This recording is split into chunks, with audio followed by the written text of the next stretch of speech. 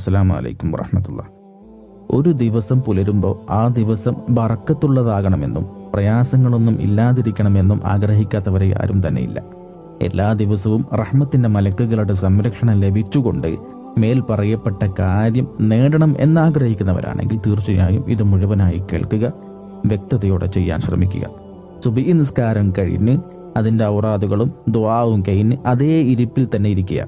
ശേഷം 3 തവണ ലൗ അൻസൽനാ ഹാദൽ ഖുർആന അലാ ജബലിൻ ലറഅയ്തഹു എന്ന് തുടങ്ങുന്ന ആയത്ത് വഹുവൽ അസീസുൽ ഹക്കീം എന്നതുവരെ വലത് കൈ തലയിൽ വെച്ചുകൊണ്ട് പ്രഭാതത്തിൽ ഒരാൾ ചൊല്ലിയാൽ രാത്രി വരെ വക്കലല്ലാഹു ബിഹി 70 അൽഫ മലക, 70,000 മലക്കുകളെ അദ്ദേഹത്തിന്റെ സംരക്ഷണത്തിന് വേണ്ടി അല്ലാഹു തആല നിയോഗിക്കുമെന്ന് അഷ്റഫുൽ ഖൽഖ് റസൂലുള്ളാഹി സ്വല്ലല്ലാഹു അലൈഹി വസല്ലം. അതേപോലെ തന്നെ സുബഹിക്കും മഗ്രിബിനും ഇതേപടി ചെയ്യുന്നവർക്ക് സിഹിർ, കണ്ണേറ് പോലോ